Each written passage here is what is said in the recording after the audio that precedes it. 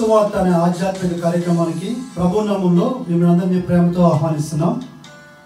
Sister సుల్తాన్ నవీన్ గారు చెప్తున్న వాక్యము మీ అందరికీ దీవెనకరంగా ఆశీర్వాదకరంగా ఉందని మేము ప్రార్థిస్తున్నాం. మీ యొక్క అభిప్రాయాలు సలహాలు యూట్యూబ్ లింక్ ద్వారా మాకు తెలియపరచగలరు. మీలో ఎవరికైనా ప్రార్థన అవసరం ఉన్నట్లయితే స్క్రీన్పై కనిపిస్తున్న మొబైల్ నెంబర్కి మీరు ఫోన్ చేసినట్లయితే మీ కొరకు మేము ప్రార్థన చేస్తాం. ప్రభు మిమ్మల్ని దీవించుగాక.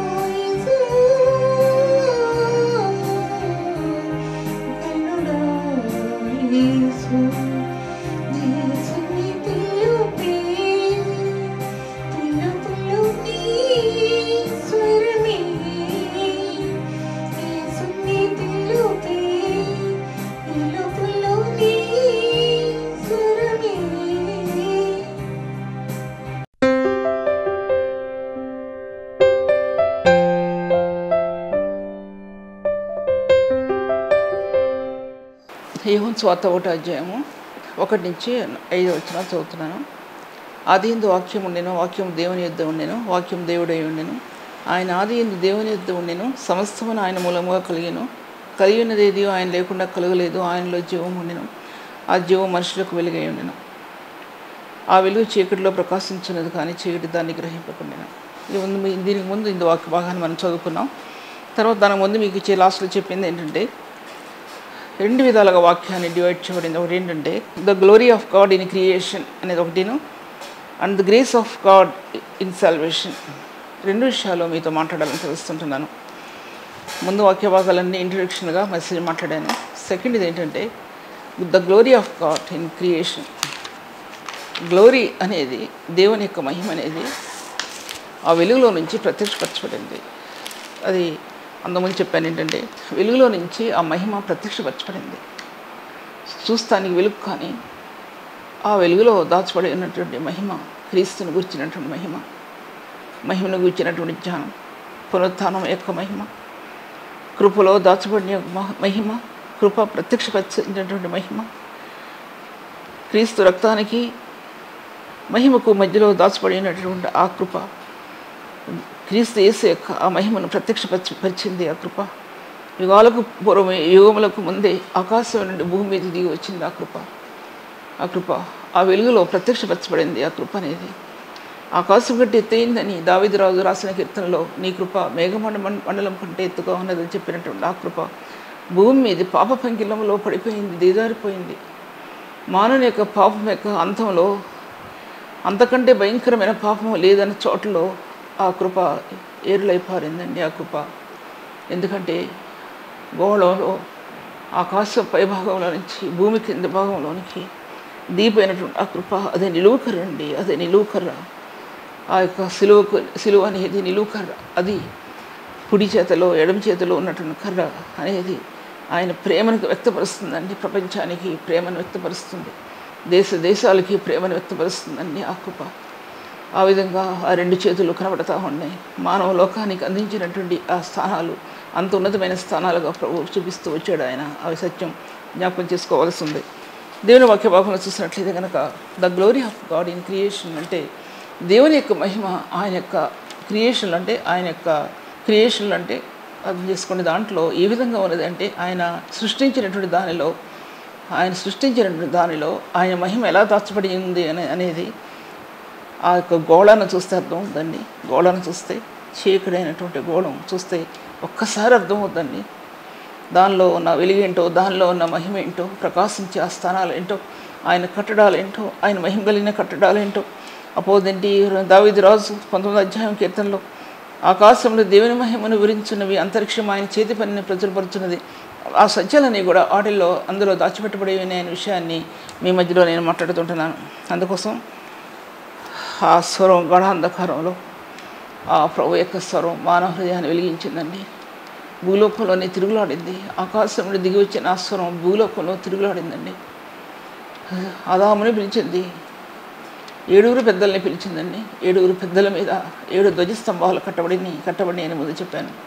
7 ధ్వజస్తంభాలు దేవునికి స్తుతికి మూలమై నిలబడ్డాయండి. ఆదిమకాల సంఘం తెరవబట్టడానికి అనేది కూడా ముందు భాగాల్లో వివరించాను. స్తుతి అనేది, ప్రార్థన అనేది ఆ ధ్వజస్తంభాల మీద కట్టబడిందండి. ఆదిమకాల పెద్దలు సాక్ష్యం పొందారు అని రాయబడి ఉందని దాన్ని బట్టి వారి సాక్ష్యం బైబిల్ గ్రంథంలో కూలిపోయిన ప్రపంచానికి ధ్వజస్తంభాలుగా వారు నిలబడి, ప్రపంచం కూలిపోయినా సరే వారి సాక్ష్యం కూలిపోలేదండి. వారి సాక్ష్యం మాత్రం ఆదాము మొదలుకొని 7వ వాడైన హానోకు వరకు అని రాయబడిందండి. వారి సాక్ష్యం ఇచ్చారని రాయబడింది యోధా పత్రికలో. అటువంటి సాక్ష్యం అండి ప్రపంచానికి మూల స్తంభాలుగా నిలబడినటువంటి పెద్దలండి. అటువంటి మార్గాలు తేజవంతమైన అనే విషయాన్ని మీ మధ్యలో నేను మాట్లాడుతూ ఉంటున్నాను. తర్వాత చూసినట్లయితే కనుక దేవుని వాక్యం అనేది దేవుని యొక్క రేడియన్స్ ఆఫ్ గాడ్ అంటే ఆ వాక్యం అనేది దేవుని యొక్క ముఖ కాంతిని ప్రకాశింపజేస్తుందండి. ఆయన వాక్యం దేవుని యొక్క ముఖ కాంతిని ఎలా ప్రకాశింపజేస్తుందో ఆ వాక్యం శరీరధారి అయినప్పుడు ప్రతి అణువుణువు, ప్రతి కణ అంతా కూడా మహిమతో నింపబడి ఉందండి. మహిమాస్వరూపి ఈ మట్టి లోకంలోకి పడిపోయినప్పటికీ, జీవించినప్పటికీ కూడా ఆయనలో ఉన్న కణజాలం అంతా కూడా మహిమ కలిగిన కణజాలమేనండి. మహిమాస్వరూపే ఆయన. ఆయన వస్త్రపు చెంగు ముడితే ఆయన మహిమ చూపించబడిందండి. ఆయన నేల మీద ఉమ్మూస్తే అక్కడ మహిమ చూపించబడిందండి. బేతనీ మరియా ఆయన పాదాల మీద పడి అత్తరుతో ఆ పాదాలని కడుగుతుంటున్నప్పుడు, పాదాల మీద పోసి ఆ యొక్క కుండను అత్తరు బుడ్డిని పగలగొట్టినప్పుడు అందులో పునరుత్థానాల యొక్క ఆ కార్యం సుగంధాభిషేక తైలం, పరిమళ తైలం, అది సువర్ణాభిషేక తైలం వంటి ఆ స్థానాలు తన ఆత్మకు దొరికినప్పుడు ఆ స్త్రీలు ఎంత ధన్యులయ్యారో అనండి. అభిషేకం, స్తుతియాగంలో ఆత్మ అభిషేకం ఉందండి. స్తుతియాగంలో ఆత్మాభిషేకం అంటే స్తుతించుటలో, ప్రేమలో, ఆ పలుకుల్లో దేవుని ఆత్మ నీ హృదయంలో అల్లాడుతుందండి. అది అభిషేకం అంటే. అభిషేకం అంటే ఏది తెచ్చిపెట్టుకునేది కాదు, అది అంతరంగంలో దేవుని మార్గాలు తేటపరచబట్టండి అభిషేకం అంటే. అటువంటి ఉన్నతమైన స్థానాలు దేవుడు పరిశుద్ధులకు ఇచ్చాడండి, స్త్రీలకు కూడా ఇచ్చాడండి. స్త్రీలను ఆయన తోసివేయలేదు. బేతనీ మరియా ఎంత ప్రేమ చూపించింది ఆయన మీద. ప్రేమ పరిపూర్ణమైనది, ఎందుకంటే ప్రేమ అటువంటిదండి, పరిపూర్ణమైనది. ప్రేమ ఉన్నతమైన ద్వారాలు తెరిచింది, ఉన్నతమైన కార్యాల్లో నిలబడింది, ధ్వజస్తంభాలు కట్టిందండి, పరిశుద్ధ స్తంభాలు కట్టింది. ఆ ప్రేమ పరిశుద్ధమైన ప్రేమలో నీ ప్రేమ ఐక్యమైందా? ఎన్నిసార్లు ఐక్యమైంది? ఎన్నిసార్లు ఐక్యమవుతుందో పరిచర్య అంత కట్టబడుతుంది. ఐక్యమవు అన్నటువంటి హృదయంలో పరిచర్య కట్టబడదండి. వారు బోధించే బోధలో వారికి అర్థం అవ్వవు, ఇతరులకు అర్థం కావు. డ్రైనెస్ దాంట్లో నింపబడి, ఆ డ్రైనెస్ ఎవరికి ఉపయోగపడదండి. బోధలో జీవజలధారులు కావాలి ఆత్మలు నింపడానికి, జీవపూటలు కావాలండి ఆత్మ నింపడానికి. జీవపూటలు, ఆ జీవజలనదులు పారాలి క్రీస్తు నుంచి. ఆ ఊటలు క్రీస్తు కన్నీటి దారుల్లో నీ కన్నీరు ఏకమైతేనే ఆ జీవజల నదులు దారుల్లో నీ హృదయం నుంచి పొర్లిపారుతాయండి. నీ కన్నీరు ఏకం కాకపోతే అది నీకు అర్థం కాదండి. ఇతరుల యొక్క కన్నీరు, నీ ప్రార్థన విలువ కూడా నీ హృదయానికి అర్థం కాదనే విషయాన్ని నేను మీతో మాట్లాడుతుంటున్నాను. దేవుని వాక్య భాగాలు చూసినట్లయితే కనుక ఆ మిస్టరీ అనేది అది దాచిపెట్టబడిందండి. వాక్యం అనేది దాచిపెట్టబడిన మర్మం అని అపోస్తలుడైన పౌలు కొలస్సీ సంఘాలకు రాస్తూ వచ్చాడండి. దాంట్లో రాస్తూ అది రీడింగ్స్ ఆఫ్ గాడ్ అంటే దేవుని యొక్క కణజాలాన్ని, దేవుని యొక్క కణజాలాన్ని అది వ్యక్తపరిచిందండి. అది వ్యక్తపరిచింది. ఫిలిప్పీయులకు రాసిన పత్రిక 2వ అధ్యాయం, ఆయన దేవుని స్వరూపం కలిగిన వాడయండి, దేవునితో సమానముగా ఉండుట విడిచిపెట్టకూడని భాగ్యం ఎంచుకొనలేదు, కానీ దాసుని స్వరూపం ధరించుకొని తాను రిక్తునిగా చేసుకుని ఆకారబంధు మనుషుడు వలె తాను రిక్తునిగా చేసుకున్నాడండి. ఆయన ఆకారబంధు దేవుని స్వరూపం కలిగిన వాడేయండి, దేవునితో సమానముగా విడిచిపెట్టకూడని భాగ్యం ఎంచుకునలేదు, కానీ దాసుని స్వరూపం ధరించుకొని ఆ దాసుని స్వరూపంలో దైవిక స్వరూపం అనేది భద్రం చేయబడి దాచిపెట్టబడి ఉందండి. ఆ దైవిక స్వరూపంలో మహిమా స్వరూపం దాచిపెట్టబడి ఉందండి. ఏ వ్యక్తి దాసుని స్వరూపుడైన క్రీస్తులోనికి ప్రవేశిస్తున్నారో కనీసం ఆ దాస్య హృదయం అంటే తగ్గించబడిన హృదయం వారికి ఉండాలండి. కొంచెమైనా ఉండాలండి. తగ్గింపు లేని హృదయంలో దేవుని ఆత్మ నివాసం ఉండటానికి సాధ్యపరచబడదు. తగ్గింపు లేని హృదయంలో దేవుని వాక్యం, దేవుని ఆత్మ స్థిర నివాసం ఉండటానికి సాధ్యపరచబడదండి. దాసుని స్వరూపం ధరించుకున్నవాడే అన్నాడు దాంట్లో. అటువంటి ప్రభువుని గురించి మీ మధ్యలో నేను మాట్లాడుతుంటున్న సత్యాన్ని దేవుని వాక్యంలో చూసినట్లయితే కనుక ఆయన రేడియన్స్ అనేది ఆ విషయాలు ఎన్నోసార్లు మాట్లాడానండి. రేడియన్స్ అనేది ఆయన కాంతివంతమైన కళలు, ఆయన కాంతివంతమైన ఒక కవళికలు. సినాయి కొండ దర్శనం వేరు, 24 అధ్యాయంలో నీలకాంతమయమైన ఆయన సింహాసనంలో ఉన్న కళలు వేరు. కలవరి శిలువలో ఆయన యొక్క మార్గాలు వేరు, ఆయన కళలు వేరు. రూపాంతర కొండ మీద ఆయన కళలు వేరు.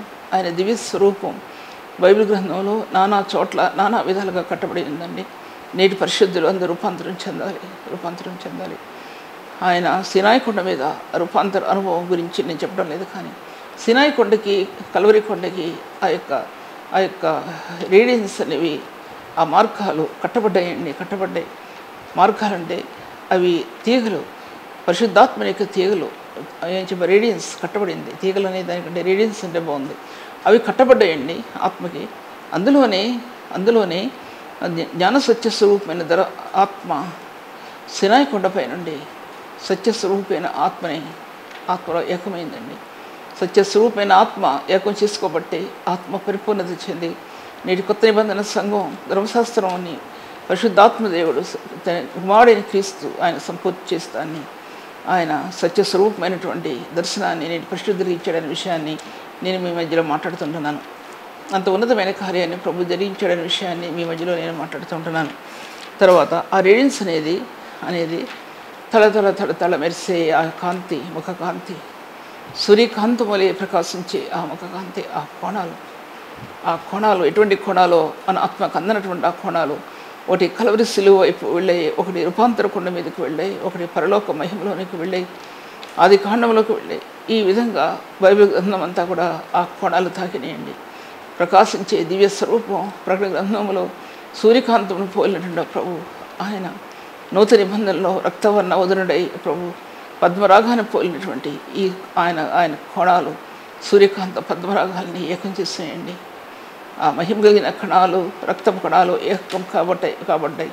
అది ఒక పరిశుద్ధిని, ఒక పాపి అయిన మానవ హృదయంలో అంతర్యాన్ని తాకిన రక్షణ కాంతిరేఖలలో ఈ రెండు ఇమిడి ఉన్నాయండి. ఒకటి సూర్యకాంత పద్మరాగాన్ని పోలిన ప్రభు, ఒకటి సూర్యకాంత పోలినటువంటి ప్రభు, రెండు పద్మరాగాన్ని పోలినటువంటి ప్రభు. ఈ రెండిట్లో ఆ రేఖలో నీ ఆత్మలో ప్రకాశించే కనుక పునరుత్థానమైక మహిమైక తేజస్సు నీ ఆత్మకు అందింది. అది అపోస్తలుడు పౌలు హెబ్రీ పత్రికలో దేవుని మహిమైక తేజస్సును అని రాయబడి ఉన్నటువంటి ఆయన మహిమైక తేజస్సు ఆ గ్రంథంలో దాచిపెట్టబడి ఉందండి. అది నేటి పరిశుద్ధుల్లో ప్రకాశించే సత్యమైన విషయాన్ని నేను మీ మధ్యలో మాట్లాడుతుంటున్నాను. అటువంటి దివ్యమైన స్వరూపాన్ని పరిశుద్ధుడు నేటి పరిశుద్ధులకి అది రేడియన్స్ అనేది క్రీస్తు యేసు యొక్క మహిమ యొక్క రేడియన్స్ అనేది ఆత్మలో ప్రకాశింపజేశాడు. కాబట్టి ఈ యొక్క వాక్యం యొక్క దర్శనం అనేది పలుపుల మీద పరిపరి విధాలుగా పరిపరి కోణాల్లో ఈ వాక్యం యొక్క దర్శనాన్ని నేటి పరిశుద్ధులకి ఇచ్చాడు దేవుడు. ఎంతమంది గ్రహించగలుగుతున్నారో తెలియదు. ఇది వింటేనే దూరంగా వెళ్ళిపోతున్నారు కొంతమంది, వినేవాళ్ళు కొంతమంది. కానీ దేవుని సన్నిధిలో చెప్పే ప్రతి మాట కూడా అనుభవపూర్వకంగా పరిశుద్ధాత్మ ప్రేరేపితమై చెప్పబడిన వాక్యాన్ని మాత్రం జ్ఞాపకం చేసుకోవాల్సింది. పరిశుద్ధుల హృదయం పరిశుద్ధులకు మాత్రమే అర్థమవుతుంది. పరిశుద్ధుల హృదయం పాపాత్మలకు అర్థం కాదని విషయాన్ని కూడా మీ మధ్యలో చెప్తున్నాను. ఒక వ్యక్తి పరిశుద్ధుడే ప్రభుని ప్రేమించిన వ్యక్తి ఒక పరిశుద్ధ హృదయాన్ని ఆకర్షించుకుంటారు, లేదా ఆకర్షించుకోలేరు. వారి హృదయం పరిశుద్ధంగా లేకపోతే వారిని తృణీకరించి తోలివేసేస్తారు బయటికి. అయినప్పటికీ కూడా ప్రభు వారిని తోలివేసే దేవుడు కాదు. ఆయన తన నామహిమార్థమే తన దక్షిణ హస్తంలో వారిని దాచిపెట్టి, ఆయన తన కుడి చేతిలో దాచిపెట్టుకుని ప్రభు తన రక్త నిబంధనతో కప్పగలిగే ప్రభు ఆయన ఒక్కడు మాత్రమే అని దేవుని సన్నిధిలో మీ మధ్యలో నేను మాట్లాడుతూ ఉన్నాను. వాక్య భాగంలో చూసినట్లయితే కనుక ఈ గోళమంతా కూడా మట్టితో నింపబడింది. మట్టితో నింపబడినా సరే ఈ భూగోళమంతా కూడా అందులో మహిమాయుక్త కణాలు దాంట్లో ఎలా మెరిసాయంటే మహిమాయుక్తమైన కణాలు మెరిసాయి. ఎప్పుడైతే ఆయన ప్రభు యేసుక్రీస్తు ప్రభు వారు సిలువలో ఆయన సంపూర్తి చేయబడ్డాడో, ఆయన రక్తాన్ని కార్చాడో, ఈ మట్టి కణాలు మహిమనందుకున్నాయి. అందులో ఆల్రెడీ ఈ భూమి యొక్క కణజాలాల్లో ఆయన మహిమ నింపబడిన కణజాలం ఎప్పుడైతే ప్రభు మట్టికి మార్చబడ్డాడో, ఆయన తిరిగి ఆయన చనిపోయినప్పుడు ఆ మహిమ భూమి మీద ప్రజల్లో మహిమాయుక్తంగా మార్చబడి మహిమాయుక్తమైన ద్వారాలు తెరిచిందండి. అది మహిమ అనేది తల మెరిసే మహిమ కాదు, దైవత్వమైక మహిమ. దైవత్వమైక మహిమ అద్దం వల్లే ప్రతిఫలింపజేసేది దైవత్వమైక మహిమ. ఈ దైవత్వమైక మహిమ నుండి అధిక మహిమలోనికి మార్చబడి ఆ దైవత్వం యొక్క మహిమ నేటి పరిశుద్ధ సంఘంలో పరిశుద్ధుల మధ్య నింపబడి ప్రకాశించి ఆ మహిమ నేటి పరిశుద్ధులు ఎంతమంది ఆ స్థానాల్లో నిలబడి ఉన్నారో అనే విషయాన్ని ఒక్కసారి జ్ఞాపకం చేసుకోవాలి. దివ్యమైన సత్యమైన ఈ స్వార్థ సత్యంలో దాచబడి ఉన్నటువంటి ఈ పరిచర్యను అంగీకరించలేని వ్యక్తి దేవుని కార్యాల్లో వారు వాడబడలేని విషయాన్ని మీ మధ్యలో నేను మాట్లాడుతున్నాను. హెచ్చు తగ్గులతో హృదయాలు పెట్టుకొని తృణీకరిస్తే నీ ఆత్మీయ జీవితంలో దేవుని మహిమ యొక్క ఆ కాంతిని, ఆ జ్వాలని నీ ఆత్మ పొందలేక నిర్జీవమైన స్థితిలోకి వెళ్ళిపోతామనే విషయాన్ని కూడా మీ మధ్యలో నేను మాట్లాడుతుంటున్నాను. అందుకోసం ఏ విధంగా భూగోళంలో ఆ వాక్యం దాచిపెట్టబడిందో అందులో మహిమ కలిగిన ప్రకాశత దాచిపెట్టబడి ఉందండి. మహిమ కలిగిన ప్రకాశత భూలోకంలో దాచిపెట్టబడి ఉంది. ఎవరైతే ఈ క్రీస్తు రక్తమునందు పరిశుద్ధులుగా తీర్చబడ్డారో ఆ పరిశుద్ధులుగా తీర్చబడిన వారికి ఆత్మలో ఆ ప్రకాశత అందించబడిందండి క్రీస్తు రక్తం ద్వారా అనే విషయాన్ని నేను మీతో మాట్లాడుతున్నాను. ఆ విధంగా చూసినట్లయితే కనుక దేవుని వాక్య భాగం చూసిన మట్టితో నింపబడిందండి. భూమి అంతా కూడా ఎక్కడ చూసినా మట్టే ఉంది. భూమి అంతా మట్టే, బంగారం ఉన్న మట్టే, వెండి ఉన్న మట్టే, ఏదున్న మట్టే. ఈ భూమికి సంబంధించింది ఏదైనా మట్టిని పోలి ఉంది. అందులో దాచబడి ఉంది మహిమాకణాలు. పరిశుద్ధులైన ప్రభు యొక్క మహిమాకణాలు మాత్రమే అవి మహిమాకణాలు. ఆ మహిమ జ్వాలలు ఈ భూలోకంలో దాచిపెట్టి ప్రభు తన వాక్యంలో దాన్ని భద్రం చేస్తాడండి ఆయన అనే విషయాన్ని నేను మీతో మాట్లాడుతుంటున్నాను. తర్వాత వాక్యభావాలు చూసినట్లయితే కలిగినది ఏది ఆయన లేకుండా కలగలేదు అని రాయబడింది. ఏ వస్తువు చూసినా, ఏ యొక్క చెట్టు చూసినా, ఏ యొక్క సముద్ర అగాధాలు జలధారలు చూసినా ఆయన లేకుండా ఏది లేదండి. జలధారుల్లో ఆయన శబ్దం వినిపించిందండి. గాలుల్లో ఆయన శబ్దం వినిపించింది, అగ్ని జ్వాలల్లో ఆయన శబ్దం వినిపించిందండి, వర్షపు దారుల్లో ఆయన శబ్దం వినిపించింది, సెలయేరులో ఆయన గలగల అనే శబ్దం వినిపించిందండి. పరిశుద్ధ వాయువుల్లో ఆ పరిశుద్ధ వాయువు ఆత్మకి వేయబడిందండి. అటువంటిది ఎక్కడ చూసినా మట్టిలో మహిమ గణాలు ప్రచురిల్లేయండి, అందులో ఏరుకున్న వారికి లభించాయండి, ఆత్మకి లభించాయి. మట్టి మనిషికి జీవమునిచ్చి ప్రభు ఆయన విమోచించినటువంటి ఆ జీవం, అందులో మహిమాయుక్తమైన కణాలు ఉన్నాయని ఎంతమంది తెలుసండి. ఆ విషయం గురించి మీతో మాట్లాడుతున్నాను. తర్వాత ఆ మహిమాయుక్తమైన గోళం అనేది దేవుని గ్రంథంలో ఎలా దాచిపెట్టబడి ఉందంటే, ఎన్నో గోళాలు ఉన్నాయండి భూలోకంలో. ఎన్ని గోళాలు ఉన్నా సరే దేవునికి మహిమాయుక్తమైన గోళం అనేది ఒకటి ఉందండి. అది కంటికి కనబడదు, చెవికి వినబడినటువంటిది, నీ కనులు చూడలేనటువంటిదండి. ఆ గోళం ఈ భూలోకంలో ఈ స్పేస్లో తిరుగులాడిందండి. అందులో జీవం ఉంది, అందులో అగ్ని ఉంది, అందులో మహిమ ఉంది. కలిగినటువంటి దర్శనం దాంట్లో చూపించబడి ఉందండి. దాంట్లో ఆయన జీవులు ఉన్నాయి, దాంట్లో ఆ ప్రభు యొక్క మార్గాలు ఉన్నాయి. దాంట్లో అది నూతన ప్రపంచంలో స్థాపించబడినటువంటి ఆయన సాల్వేషన్ అని, ఆయన రక్షణ అనేది కాంతివంతమైన ఆ యొక్క జ్వాలలు, ఆ మహిమ యొక్క కణాలు ఆ యొక్క గోళంలో ఉన్నాయండి. ఆ గోళం ఈ భూలోకంలో నిర్మించబడింది, భూలోకంలో తిరుగులాడుతూ వచ్చిందండి. పరలోక మహిమలో నుంచి ఎప్పుడైతే పరలోక మహిమలో నుండి వెలుగు భూలోకంలోకి తిరుగులాడుతుందో, అందులో ఈ మహిమ కలిగిన గోళం దాచిపెట్టబడి ఉందండి. అది కల్వరి శిలువలో ప్రాణం పెట్టడం వలన ఆయన ఒక నూతనమైన ప్రపంచంలోనికి సంఘాన్ని తీసుకుని వెళ్ళి ఆ మార్గాలు ఆత్మకు తేటపరిచాడని ఆయన విషయాన్ని నేను మీతో మాట్లాడుతుంటున్నాను. దీని వాక్య భాగం చూసినట్లయితే కనుక, అంటే మహిమాయుక్తమైనటువంటి ఆ మార్గం అనేది ఆయన ఒక దేవుని నుండి ఈ ఒక నేచర్లో ఎలా ఉంది అని అంటే మీకు అర్థం కావాలి. నేచర్ కనుక మానవుడు లోబడకపోతే ఈ నేచర్ అనేది అది ఎదురు తిరుగుతుంది. నదులు ఎదురు తిరుగుతున్నాయి, సముద్రాలు ఎదురు తిరుగుతున్నాయి. ఏదైతే మానవుడికి ఇచ్చాడో అది ఎదురు తిరిగింది మానవునికి. ఇది వర్షాలు కురవటం లేదు, లేకపోతే వర్షాలు ఎక్కువైపోతున్నాయి, తుఫాన్లు సంభవిస్తున్నాయి. లేకపోతే ఇలాగా ఈ సృష్టి అంతా కూడా మానవునికి వ్యతిరేకంగా నిలబడిందండి. సృష్టి అంతా కూడా అంటే దేవుని కోపాగ్నికి దేవుడు ఈ సృష్టి ద్వారా దేవుడు ఎన్నో జరుగుతూ ఉన్నాయి, విపత్తులు జరుగుతూ ఉన్నాయి విషయాన్ని మనం చూస్తూ ఉంటున్నాం. తర్వాత ఈ మహిమాయుక్తమైనటువంటి మార్గాలు అనేవి ఈ భూలోకంలో మానవుడు గ్రహించుకోలేక ఎటువంటి పరిస్థితుల్లో ఈ భూలోకం ఉందో మీకు అందరూ కూడా బాగా తెలుసు. ఏ పరిస్థితుల్లో ఈ గోళం ఉందో, జనాంగం ఉన్నారో, ఈ ప్రభుత్వాలు ఉన్నాయో, అధికారాలు ఉన్నాయో గ్రహించుకోవాలి. ఎందుకంటే క్రైస్తవ జీవితంలో క్రైస్తవులు ఉన్నతమైన స్థానాన్ని అలంకరించడానికి ఈ బైబిల్ గ్రంథం ఎంత ప్రాముఖ్యమైందో, ఆయన ఆదరించి ఏ సత్యాలు అందులో దాచిపెట్టబడ్డాయి ఉన్నాయో అవి నేటి పరిశుద్ధుల్లో హృదయాల్లో ఎటువంటి జ్యోతిని వెలిగించాయో ఆ విషయాన్ని నేటి లోకంలో ఉన్న సభ్యులకి ఎవరు కూడా తెలియదు. అది ఇటువంటి ఉన్నతమైన బైబిల్ గ్రంథంలో ఇన్ని విలువైన సత్యాలు దాచిపెట్టబడి ఉన్నాయనే విషయాన్ని మీతో చెప్తుంటున్నాను. The grace of God in salvation అంటే ఆయన కృప అనేది రక్షణలో ఎలా ప్రకాశితమయమైందంటే, ఆ కృప అనేది అటువంటిదండి. కృప అని ఊత పదాలతో చెప్పే కృప కాదండి నేను చెప్పేది. ఈ కృప అనేది ఆదికాండం నుంచి కూడా ఆ కృప భూమి మీద మానవుల్ని వెతికింది. ఎక్కడ మానవుడు తన వైపు తిరగటానికి ఈ గోడవంతా తిరుగులాడిందండి. గొడవంతా తిరుగులాడి వాక్య స్వరూపంలో తన్ను తాను దాచిపెట్టుకుని ఈ వాక్యం భూమి మీద యుగాల్లో దాచిపెట్టబడిందండి.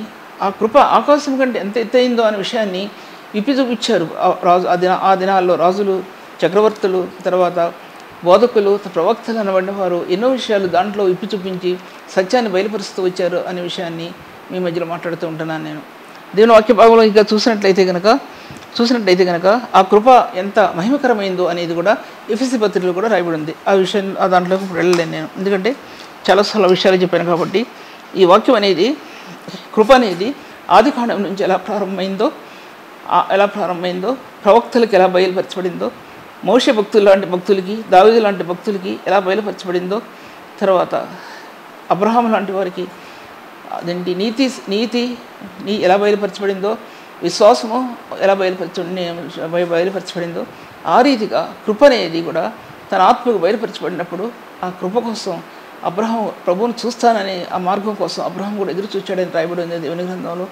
తర్వాత దావీదు ఆ కృపను గురించి నాట్యమాడినప్పుడు, ఆ కృపను గురించి గానం చేసినప్పుడు, ఆ కృపను గురించి స్తుతియాగం అర్పించినప్పుడు, అనేక పదజాలాలతో ఆ స్తుతిని గురించి ఆ కృపను గురించి స్తుతి చేసినప్పుడు, ఆ కృపలో ఉన్న కణాలు చెక్కువకి రాయవలే ఆ వజ్రపు కణాలు ఆత్మకి ఎలా ప్రకాశించాయో, బైబిల్ గ్రంథంలో ఎలా ప్రకాశించాయో, అటు పాత నిబంధనలు ఎలా ప్రకాశించాయో నూతన నిబంధనలు ఎలా ప్రకాశించాయో ప్రతి ఒక్కరికి కూడా ఒక పరిశుద్ధునికి తెలియకుండా ఉండదు.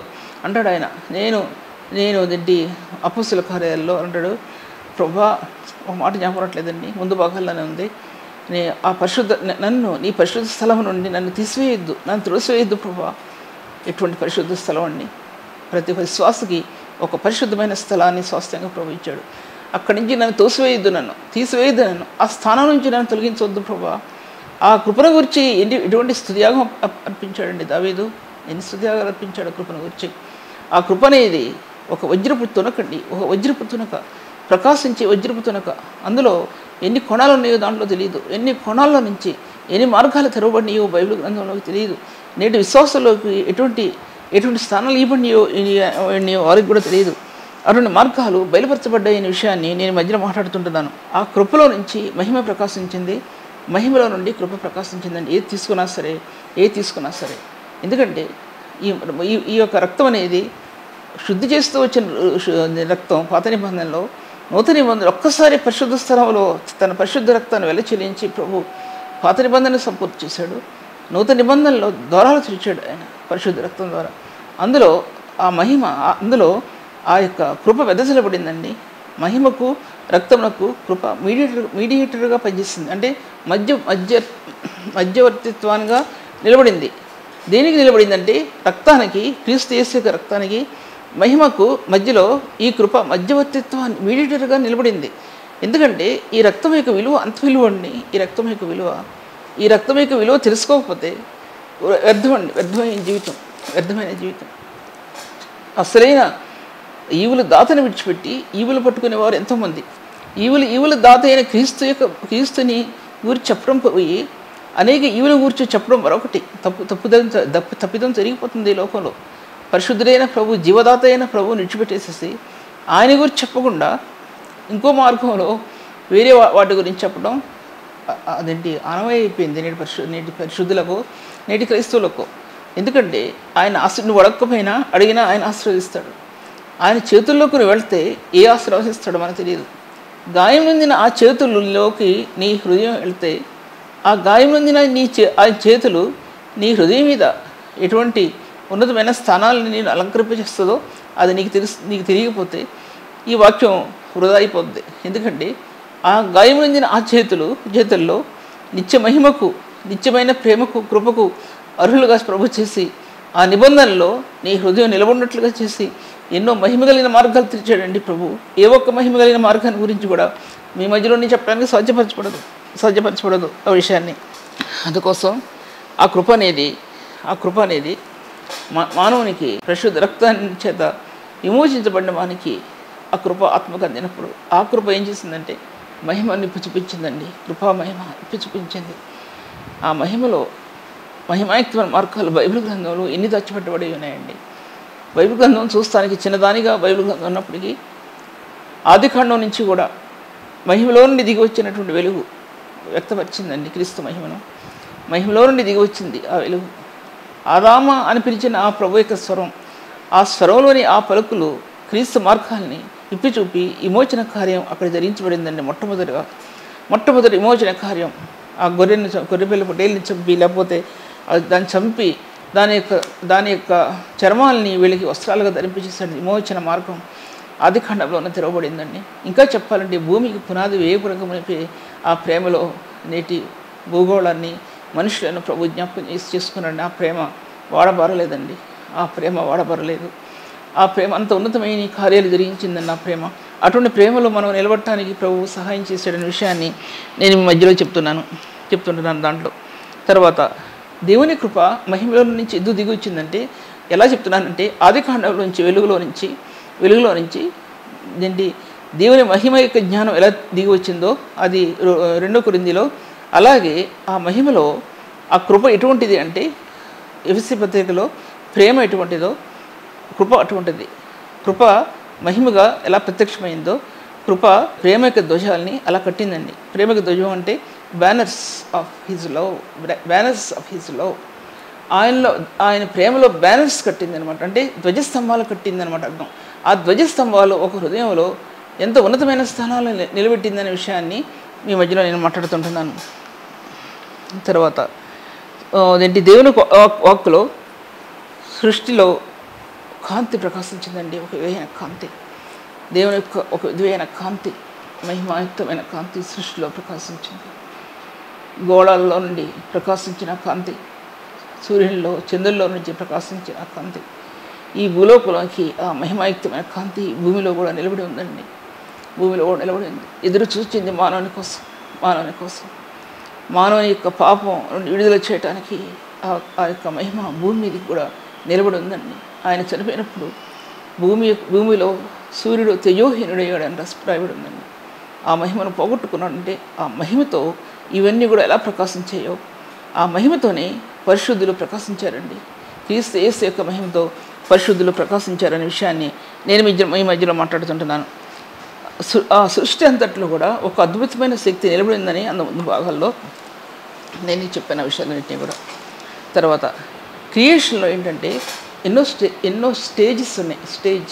నెంబర్ 1 స్టేజ్ ఏంటంటే క్రియేషన్లో ఫస్ట్ది ఏంటంటే అన్నిసార్లు చెప్పా, the spirit of God was hovering over the face of the waters అని రాయబడి ఉంది. అంటే ఆయన యొక్క ఆత్మ ఈ భూమిలో నీళ్ళల్లో వేదన పడసాగింది అనేది మొట్టమొదటి స్టెప్. అది దాంట్లో చాలాసార్లు ఎక్స్ప్లెయిన్ చేశాను. అది ఇప్పుడు నేను అవాయిడ్ చేస్తున్నాను దాంట్లో. ఎందుకంటే ఓమ్నిపోటెంట్ ఆఫ్ గాడ్ అనేది అక్కడ దాంట్లో బయలుపరచబడుతుంది. ఆయన లేనటువంటి స్థలం లేదు, ఆయన సంచారం చేయనటువంటి స్థలం లేదు. ఆయన తన 3 క్యారెక్టర్స్ని 3 విధాలుగా ఆయన ఈ భూలోకంలో ప్రజ్ఞలో చేశాడు. ఆయన సైంటిఫికల్గా చేశాడు.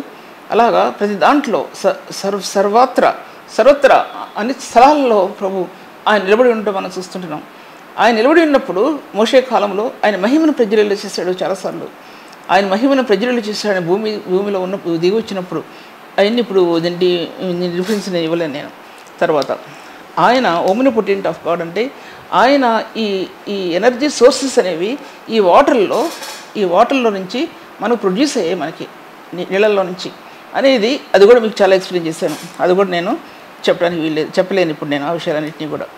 తర్వాత అది యూనివర్స్ అంతా కూడా ఈ పవర్తో నింపడిందని, భూమిలో నుంచి పైకి వెళ్ళేంత వరకు, స్పేస్ దాటి వెళ్ళేంత వరకు ఈ గ్రావిటేషనల్ ఫోర్స్ అత్యధికమైపోయింది అని సైంటిస్టులు చెప్తారు. నాకు అంత తెలియదు, కానీ నేను పుస్తకాలు చదవడం వలన గ్రహించిన జ్ఞానం. కానీ ఆత్మ సంబంధమైన ఏ జ్ఞానం కూడా పుస్తకాలు చదివి గ్రహించింది కాదు.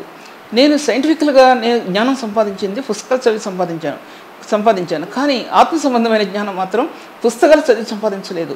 దేవుని ఆత్మలో నా హృదయం ఏకమవడం వల్ల సంపాదించాను. బైబిల్ చదవడం వల్ల సంపాదించాను.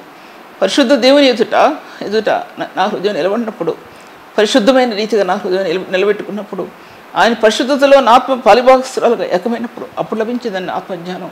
మరి ఈ విధంగా నాకు ఆత్మ సంబంధం లభించలేదు, ఎక్కడా లభించలేదు. నాకు బైబిల్లో లభించాయి, ఆత్మలో లభించాయి, ప్రార్థనలో లభించాయి, ప్రార్థనలో స్వరాలు లభించాయి, ప్రార్థనలో మార్గాలు లభించాయి, వివిధమైన రీతిలో కట్టడాలు లభించాయి ఆత్మలో. ఇవి నేను దాచుకోలేకపోయాను.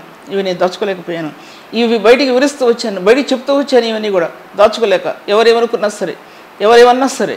కానీ నేను ఎక్కడన్నా దాక్కుని చెప్పడానికి సాధ్యపడదు. ఇది పడదు. ఎవరి దగ్గరికి చేర్చరు. ఎందుకంటే దేవుని వాక్యాన్ని చెప్పడానికి ఎవరు ఆదరించరు. ఇది క్రైస్తవ లోకంలో, క్రైస్తవ సంఘాల మధ్య ఇది నిలబడి ఉంది. ఎంతో పరిశుద్ధులు అన్నటువంటి వారు కొంతమంది ఇటువంటి వారిని పై తీయడానికి నిలబడిన వారిలో ఒక్కరి పేరు చెప్తానండి నేను. ఎవరో తెలుసా? జిఆర్ లార్న్ గారు వైఫ్ అండి, వ్యూలా లార్న్ గారు. అసలు చిన్నపిల్లలుగా మమ్మల్ని ఉన్నప్పుడు వాక్యం చెప్పడానికి చేతులు పట్టుకుని బయటికి లాక్కొచ్చేవారండి. యథార్థమైన మనసు ఉంది, యథార్థమైన నిర్దోషమైన నిష్కపటైన మనసు ఉంది. వాడబడాలమ్మా, యవనస్తులేని మీరు వాడబడాలమ్మా, అమ్మా మా పని అయిపోయింది మీరు వాడబడాలమ్మా అని ఎంగేజ్లో మమ్మల్ని బయటికి తీసుకొస్తున్నప్పుడు అప్పుడు నేను అనుకునేదాన్ని, మేమే వాడబడతాం. అటువంటి ప్రేమ ఉంది. నీటి పరిశుద్ధులు ఆ ప్రేమ ఉంటేనే పరిశుద్ధులని పిలువబడతారండి, లేకపోతే పిలువబడరు. పరిశుద్ధులని పిలువబడిన వారు ఒక స్త్రీ ఉన్నావా, ఒక స్త్రీ అంత యథార్థమైన స్థాయిలో నిలబడి అటువంటి స్త్రీలు నేటి సంఘంలో పరిశుద్ధులుగా నిలబడాలండి. బ్రదర్స్ అయినా సిస్టర్స్ అయినా సరే.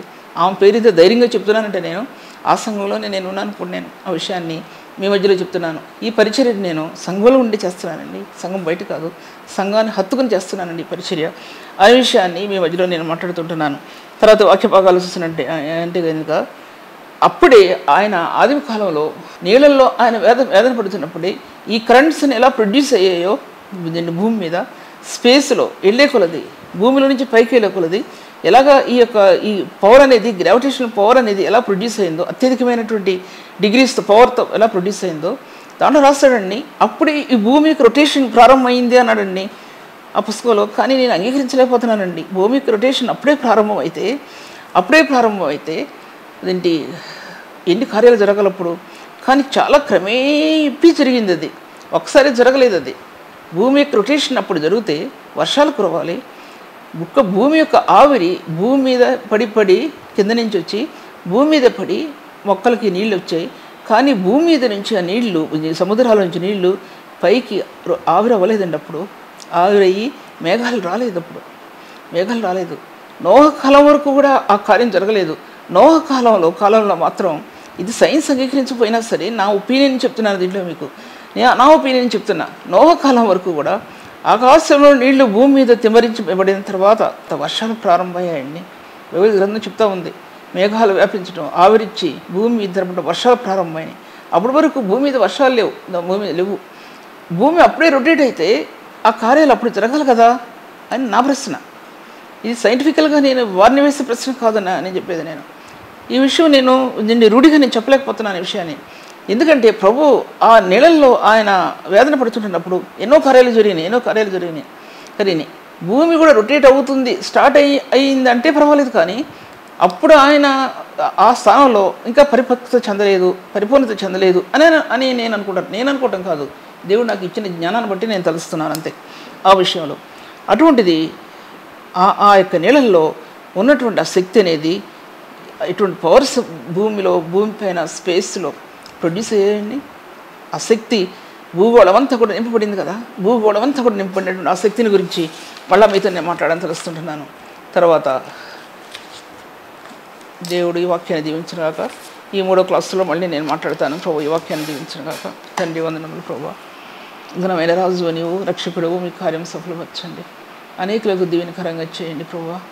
మీ ఘనమైన నామాన్ని హెచ్చించుకొని ప్రభు మీరు ఘనత పొందండి తండ్రి. పరిశుద్ధుడా నీకే వందనాలు చెల్లిస్తూ నాయన నాకు అనేకులకు ప్రభు ఉన్నతమైన రీతిగా మార్చమని, నీ ఫలం అందుకోవటానికి కృపనివ్వని యేసునామములో స్తుతించి వేడుకుంటున్నాను తండ్రి. ఆమేన్. ఇంతవరకు సిస్టర్ సుల్తాన్ నవీన్ గారి వాక్యాన్ని ఆత్మలో ఆనందించి దేవుని మేలు పొందాలని నమ్మి దేవుని స్తుతిస్తున్నాం. మీ యొక్క అభిప్రాయాలు కామెంట్స్ ద్వారా మాకు తెలియపరచండి. Please like, comment, share and subscribe. God bless you all.